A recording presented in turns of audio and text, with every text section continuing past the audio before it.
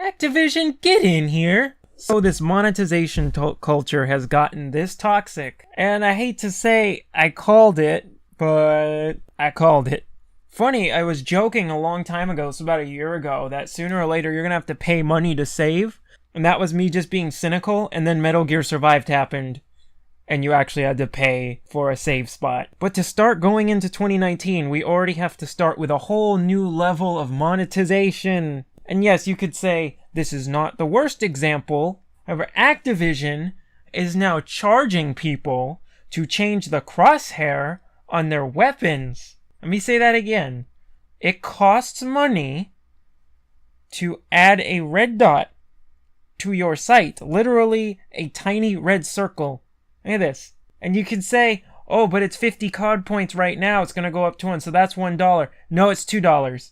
You owe me $2. $2! You cannot buy in 50, 100, or even 150. You can only start at those low as 200, so it's $2. One of the things I don't like when people cover microtransactions with the point system is you always round up. You always have to round up the price because that's the whole scam of the point system. Like with the Fallout armor, it's 1,800 atoms, and people keep saying, it's $18. Can you buy it in increments of exactly 1,800? No, the lowest you can do is $20, so it's a $20 skin. That's just a side nitpick with people. Always round it up with the point system. So I'm going to be referring to this red dot as $2 because that's what it actually costs. So this is according to Screen Rant. Activision is taking microtransactions to a whole new level by charging Call of Duty Black Ops 4 players $2 for a dot in their crosshairs. While the average AAA game will set you back at least $60, publishers have long been figuring out ways to squeeze a little more money out of players by charging extra for digital goodies, whether it's a fancy new skin for a weapon or extra resources that offer an edge in-game. And see, this is the thing now, and I don't want to make another cynical joke because it'll come true, but I have to. This red dot, we're at the point of paying money for settings. We are paying money for settings. How long before it's like, oh, you want to adjust the brightness? That'll be $1, please.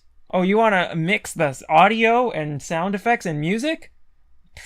That's going to be like $5. You want to remap buttons? Dude, that's easily $6 right there. And you know, within 2 years, that's going to happen. You can mark this video, come back within 2 years. If it didn't happen, I'd be surprised, but there is going to be a game that's going to charge for settings. Microtransaction has become something of a dirty word in the gaming community, with players feeling that the content they are charged extra for should have been included in the core game. Yes, because this is a settings thing. This is just a tiny little settings. I mean, how many games can you just literally hit a button and change your crosshair type? Now you have to pay money just to change your crosshair type. This is just...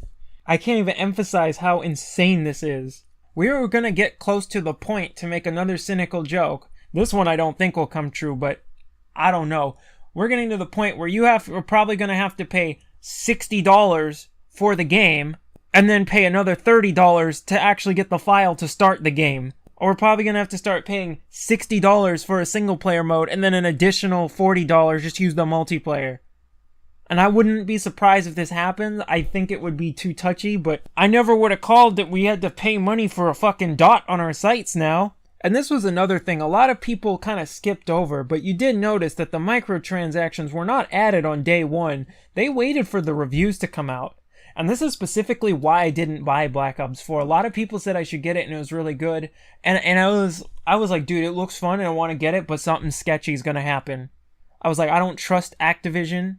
I don't trust Treyarch. I'm not giving them any money. The last Call of Duty game I bought was Black Ops 1. And so I was like, the game looks really good, but I know something shady is going to come up, and I'm not going to buy shit from them until I know it's clean. And then bam, the microtransactions flood in, and they're absolutely fucking ridiculous.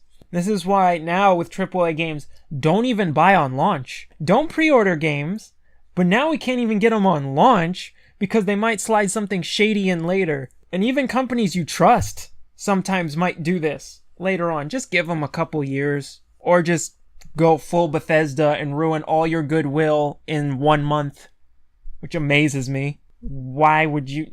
I don't even know with them. Okay, now I'm not sure if Screen Rant is being sarcastic here, or not. I really think they are, but just in case, they put, this serves as a reticle for the Reflex gun sight and is currently on sale for a mere 50 COD points, or 50 cents, no, $2.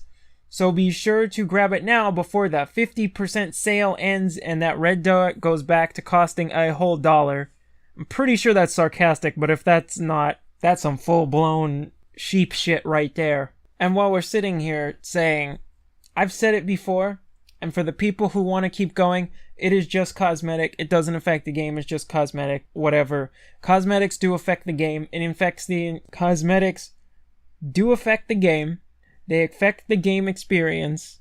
People who don't tell you they don't affect the game experience, they might be one of those people who it doesn't matter what their character looks like, but for a lot of people it really does matter.